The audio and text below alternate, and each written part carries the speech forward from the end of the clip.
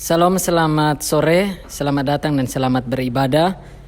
Mari kita mempersiapkan diri kita kepada Tuhan untuk datang di hadirat Tuhan sambil kita memuji dan memuliakan nama Tuhan dari Kidung Jemaat nomor 457.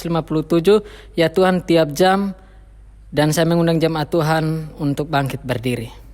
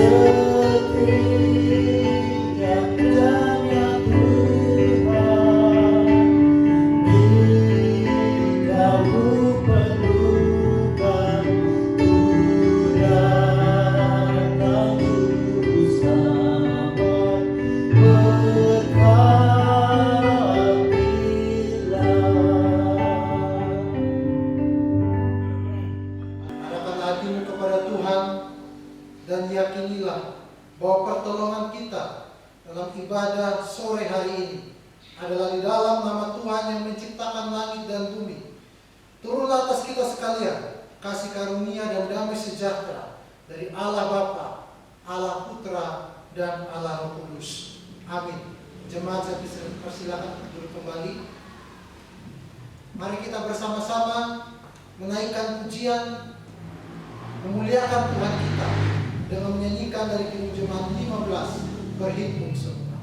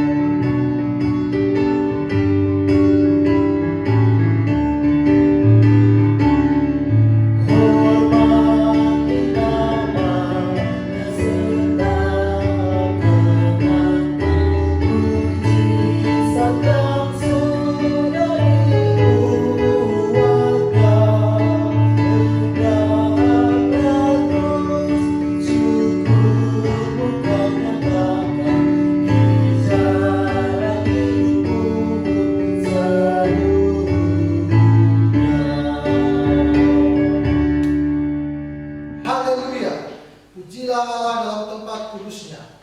Pujilah Dia dalam cakrawalanya yang kuat. Pujilah Dia karena segala keperkasaannya. Pujilah Dia sesuai dengan kebesarannya yang hebat. Mazmur 150 ayat 1 hingga ayat yang kedua yang menjadi nats pembimbing bagi ibadah kita di sore hari ini. Jemaat sekalian, dengan tetap berdiri, mari kita bersama-sama satu hati mengikrarkan pengakuan iman Rasul yang berbunyi demikian. Aku percaya kepada Allah Bapa yang Maha Kuasa, Halik langit dan bumi, dan kepada Yesus Kristus anaknya yang tunggal Tuhan kita, yang dikandung daripada Roh Kudus, lahir dari anak darah Maria, yang menderita di bawah pemerintahan Pontius Pilatus, disalibkan, mati dan dikuburkan, turun ke dalam kerajaan maut. Pada hari yang ketiga bangkit pula dari antara orang mati, naik ke sorga, duduk di sebelah kanan Allah Bapa yang Maha Kuasa, dan dari sana Ia akan datang untuk menghakimi orang yang hidup dan yang mati. Aku percaya kepada Roh Kudus, gereja yang kudus dan am, persekutuan orang kudus, pengampunan dosa, kebangkitan daging, dan hidup yang kekal. Amin. Jemaat, saya persilakan untuk duduk kembali.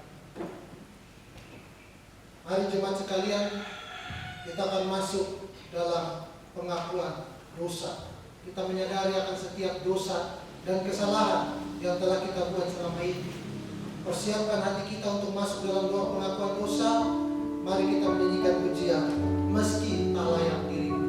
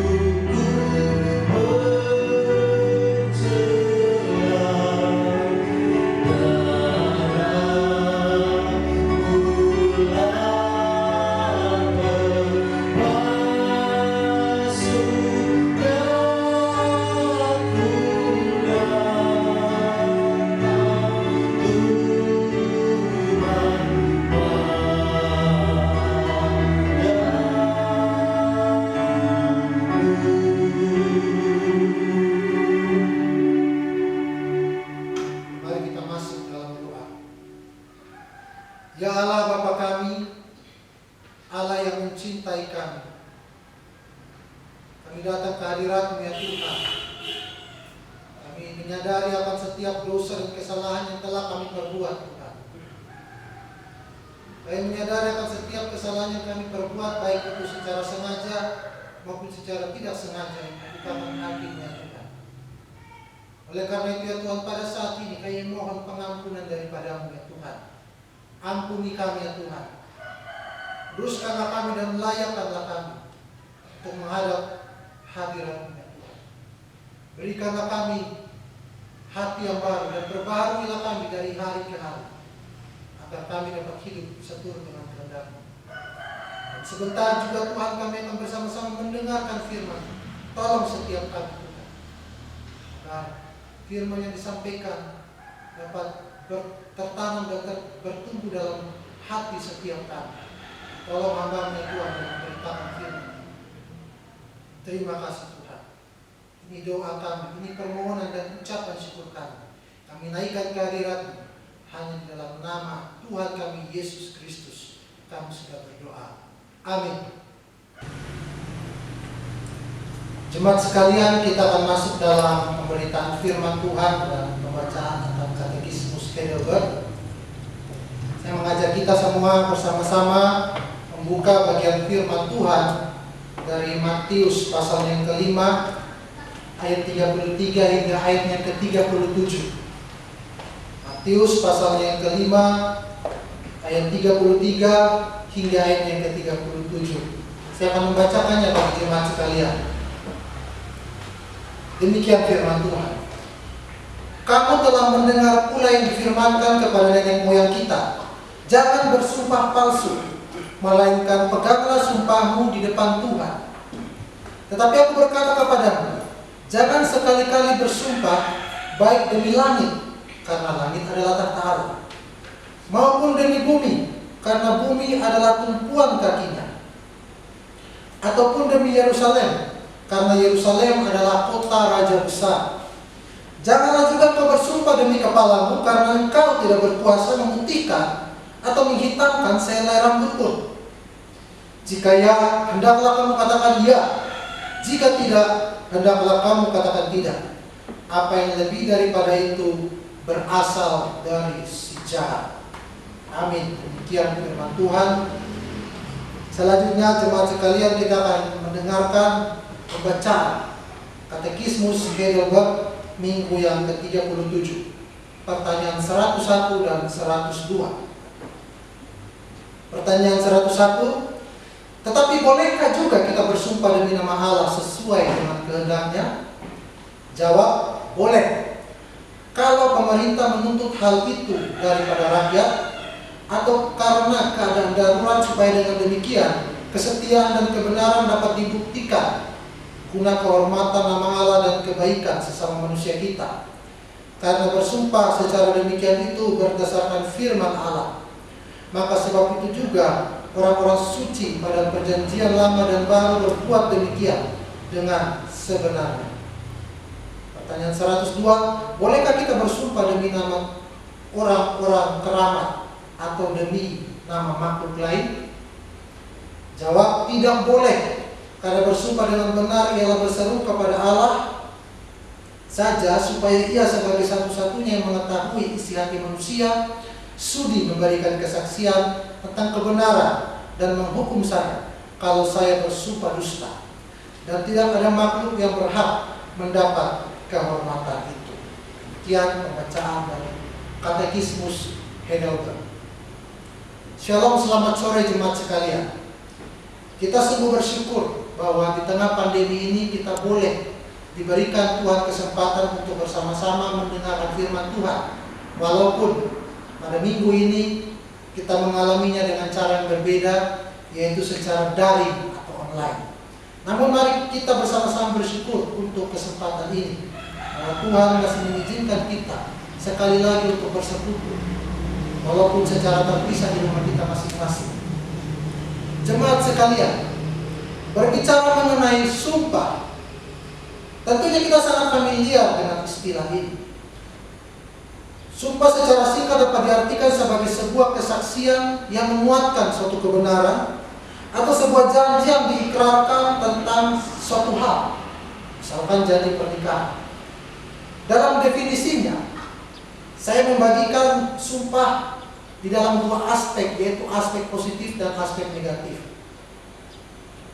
Kalau kita berbicara mengenai aspek positif dari sumpah, maka sumpah itu dapat dipahami dilakukan sebagai sebuah janji atau ikrar serta tekad kuat dalam melakukan sesuatu. Di sini sifatnya aktif dan juga merupakan pernyataan yang diucapkan secara resmi dengan mengatasnamakan Tuhan di dalamnya, demi menguatkan suatu fakta atau suatu kebenaran. Ini aspek pertama. Namun aspek kedua dari sebuah sumpah adalah sumpah dapat dipahami sebagai suatu umpatan atau suatu sumpah serapah yang diucapkan seseorang dalam kemarahannya dengan harapan agar orang yang menjadi subjek sumpahnya segera menerima kutuk dan celaka sesuai dengan apa yang diucapkan dalam sumpah. Sehingga jemaat sekalian, kita bisa melihat kedua aspek ini. Dan melalui pengertian ini, kita kemudian melihat akan pentingnya sumpah di dalam hidup kita. Betapa krusialnya hal ini. Dan bagaimana kita harus menggunakan dalam kehidupan kita. Baik dalam keseharian kita, bagaimana kita memperhatikan hal ini, maupun dalam situasi-situasi genting dalam kehidupan kita. Karena seringkali jemaat sekalian, di dalam hidup keseharian kita sering menemui situasi-situasi di mana kita harus membuktikan kebenaran yang kita miliki dan harus membuktikan itu dan membuat orang lain percaya akan kebenaran itu.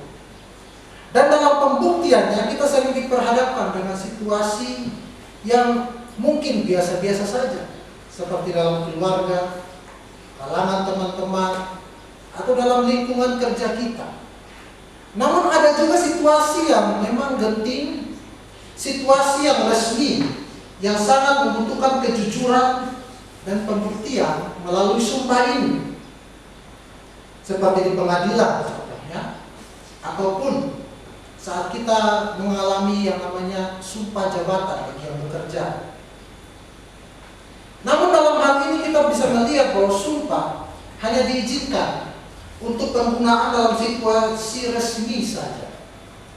Ya, situasi resmi saja.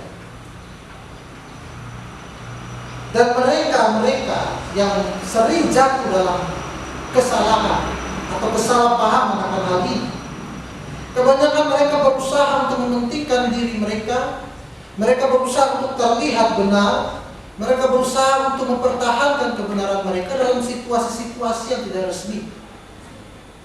Dan akhirnya mereka pun dengan mudahnya jatuh dalam sumpah palsu dan mengubah sumpah dengan begitu mudah. Hal yang juga tidak kalah mengerikan adalah di mana kita kemudian jatuh dalam dosa, kita bersumpah dengan upaya untuk menutupi kebohongan kita. Itu yang disebut dengan sumpah palsu. Tentunya hal ini adalah hal yang sangat berdosa dan tidak berkenan di hadapan Tuhan. Kita tentunya mengetahui kisah Ananias dan Safira, di mana mereka mendustai Roh Kudus. Mereka tidak mengatakan yang sesungguhnya. Mereka membohongi Tuhan. Dan hal ini mendatangkan murka. Murka dari Allah yang Maha Tahu. Dan mereka mati pada saat itu juga. Bahkan dalam situasi-situasi genting atau peristiwa-peristiwa yang memancing emosi, kita terkadang jatuh dalam penggunaan sumpah serapah yang juga merupakan dosa yang keji di hadapan Tuhan.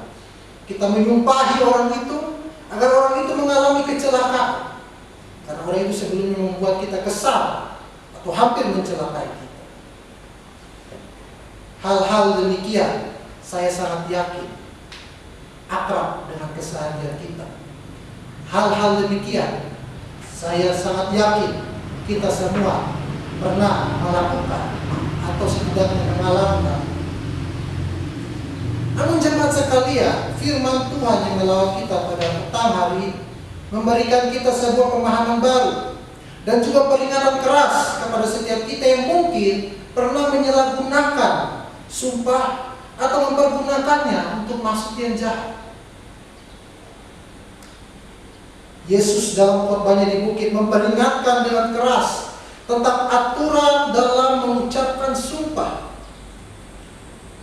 Dengan mengacu pada Imamat 19 ayat 12 yang mengatakan bahwa janganlah kamu bersumpah dusta demi namaku, supaya engkau jangan melanggar kekudusan nama Allahmu, akulah Tuhan. Sehingga kita melihat akan pembahasan kita pada sore hari ini mengenai sumpah. Kita menemukan dua peringatan yang disampaikan oleh Tuhan Yesus sendiri bagi kita pada sore hari ini. Yang pertama adalah hendaklah umatnya menjaga kekudusan namanya dengan mempergunakan sumpah dengan benar. Dalam ayat rujukan tadi, yaitu dari Imamat 19 ayat 12, Tuhan Yesus jelas ingin menegaskan satu hal yang penting, bahwa pada saat seseorang mengucapkan sebuah sumpah dengan menyertakan nama Tuhan di dalamnya, maka pada saat itu dia mempertaruhkan pribadi Allah Tritunggal dan kekudusannya pada kebenaran yang dia ucapkan.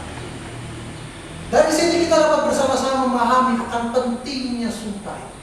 Betapa krusial saat kita mengucapkan sumpah itu. Oleh karena itu, hendaklah kita tidak mengumbar dengan sembarangan sumpah itu.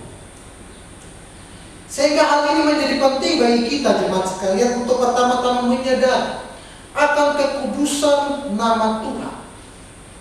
Kekudusan nama Tuhan yang merupakan penyataan dirinya yang kudus dan berkuasa, dan harus disembah dengan cara yang patut. Melalui pemahaman pertama ini, selanjutnya kita akan disadarkan akan betapa pentingnya penggunaan sumpah dalam kehidupan kita. Bukan untuk hal-hal yang remeh-temeh atau yang sifatnya receh, yang tidak penting. Kita bisa melihat dalam ayat 34 sampai 36 dari Matius 5, Tuhan Yesus memberikan contoh akan penggunaan sumpah yang salah, teman sekalian. Tuhan Yesus melarang bahwa janganlah sekali-kali bersumpah demi langit, karena langit adalah tahta Allah. Ataupun jangan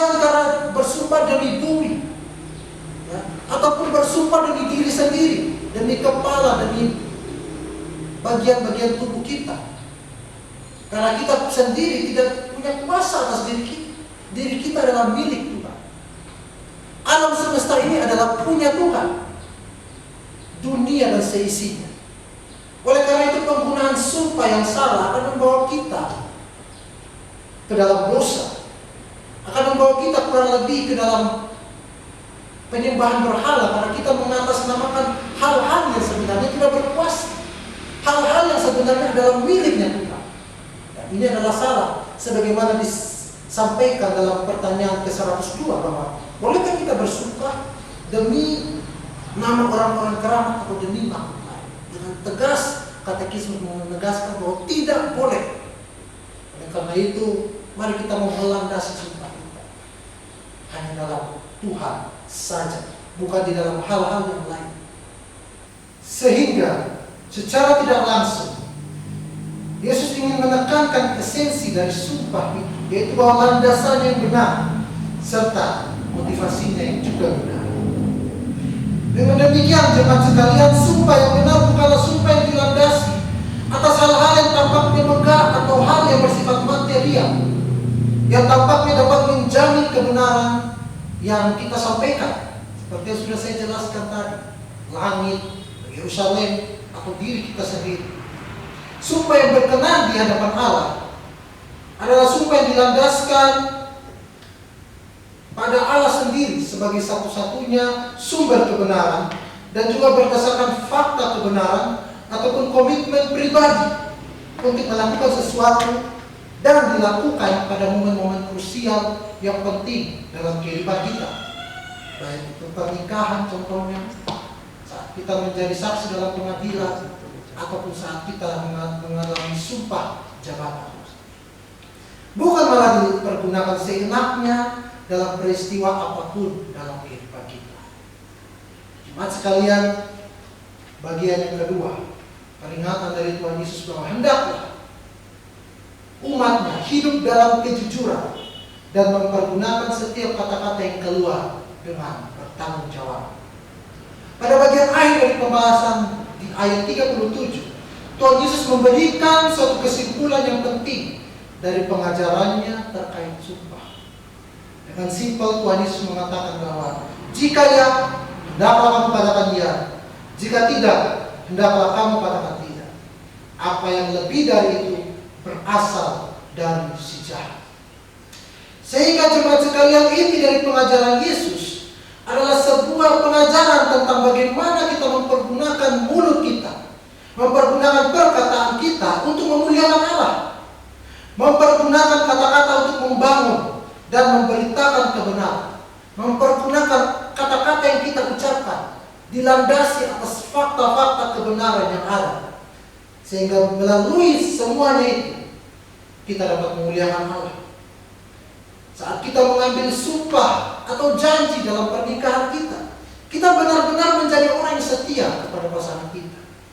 Saat kita menghadapi pengadilan sebagai seorang saksi contohnya, kita bersumpah dan kemudian kita mengatakan hal yang sejujurnya tentang fakta-fakta yang ada di pengadilan itu. Ataupun saat kita mengambil sumpah jabatan, kita mengambil sumpah dan kemudian kita bekerja dengan loyalitas dan kejujuran yang tinggi sesuai dengan sumpah yang telah kita ambil. Sehingga jemaat sekalian, sumpah tidak saja kita memahami bagaimana landasan dari sumpah itu, bahwa Tuhan yang menjadi landasan sumpah itu, melainkan juga bukti dari sumpah yang kita ambil. Saat kita mengucapkan sebuah sumpah di peristiwa-peristiwa yang resmi, kita benar-benar melakukan hal itu, atau kebenaran yang kita sampaikan itu adalah kebenaran yang benar-benar sesungguhnya, bukan sebuah kebohongan yang kita rekayasa. Sehingga jemaat sekalian, hal yang paling penting adalah jangan sampai kita membawa nama Tuhan melalui sumpah untuk hal-hal yang tidak semestinya, apalagi untuk sebuah kebohongan.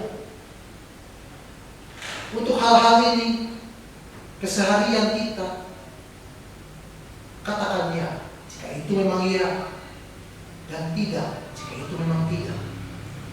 Ya jika kita melakukannya, dan tidak jika kita memang tidak melakukannya.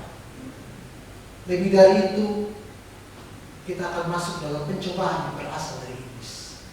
Entah itu godaan bagi kita untuk berbohong, godaan kita untuk mengucapkan sumpah yang salah, atau godaan untuk kemudian kita akhirnya mempergunakan nama Tuhan dengan sembarangan. Kiranya Tuhan berkati kita sekalian. Amin. Jemaat sekalian, mengamini akan pemberitaan firman dan juga sambil kita mengiringi persembahan ucapan syukur kita, mari kita memujikan dari KLI nomor 303. Pakailah waktu anugerah Tuhan.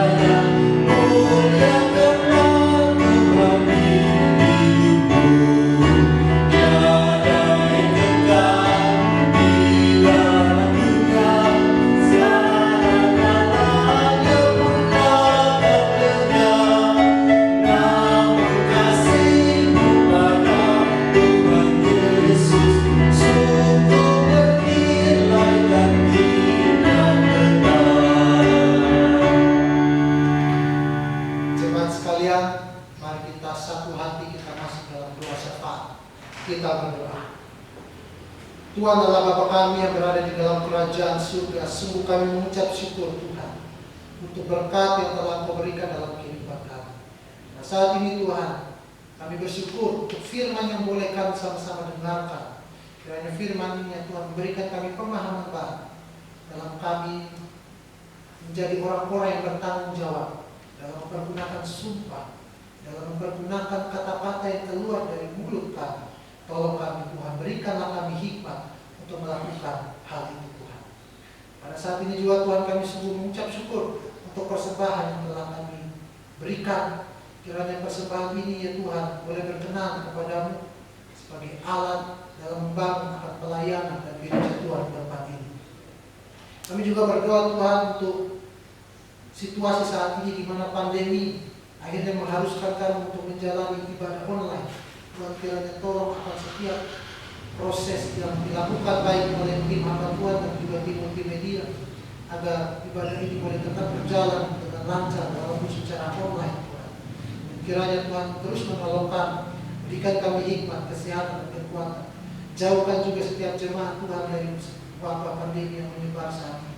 Dan kiranya Tuhan terus lindungi mereka, berikan mereka kesehatan yang baik. Tuhan kami juga berdoa Tuhan untuk bangsa dan negara kami Tuhan, khususnya dalam proses pemberian vaksin Tuhan. Kiranya boleh segera dengan cepat disebarkan, khususnya kepada bagian medis Tuhan yang menjadi garda terdepan dalam memerangi pandemi ini. Dan kemudian kami masyarakat Tuhan boleh segera mendapatkan vaksin ini Tuhan. Dan kiranya Tuhan berikan pemerintah kami hikmat dalam mengelola setiap hal ini Tuhan, agar boleh berjalan dengan lancar, tidak terhambat ataupun terhalang oleh satu hal apapun. Kami juga berdoa juga Tuhan untuk proses identifikasi dan pencarian korban kecelakaan pesawat Sriwijaya Air Tuhan. Kiranya Tuhan terus menolong, Tuhan terus memberkati akan setiap petugas yang berupaya dalam pencarian ini. Dan kiranya Tuhan hiburkan setiap hati keluarga yang ditinggalkan Tuhan. Berikan mereka kekuatan dan kehiburan daripada Kami juga berdoa untuk setiap korban yang terdampak dari bencana gempa bumi di Sulawesi, Tuhan. Kami juga berdoa kiranya Tuhan memberikan mereka kekuatan. Tuhan kiranya melalui pemerintah, aparat yang ada, berikan mereka perlindungan sementara, Tuhan. Berikan mereka bahan makanan yang tersedia dengan baik, Tuhan, agar mereka dapat terus bertahan, terus Tuhan pelihara di masa-masa yang sulit di tengah-tengah bencana ini, ya Tuhan. Bapa di surga, inilah doa kami, inilah permohonan kami, inilah syafaat kami, Tuhan. Kami naikkan doa kami ini, Tuhan, di hadapan hadirat-Mu, hanya dalam nama Tuhan kami Yesus Kristus. Amin. Jemaat sekalian, akhir ibadah kita, mari kita menyanyikan pujian dari NKB nomor 143, Janji yang Manis.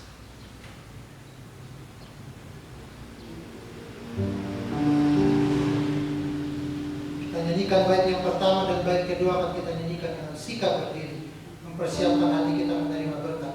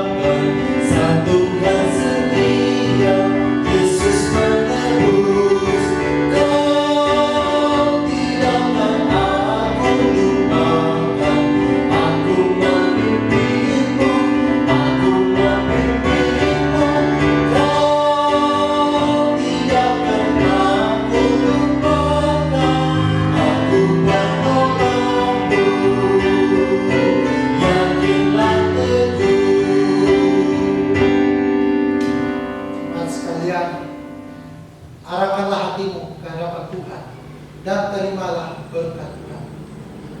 Maka damai sejahtera yang oleh dalam perjanjian yang kekal telah membawa kembali dari antara orang mati Gembala agung segala domba, yaitu Yesus Tuhan kita.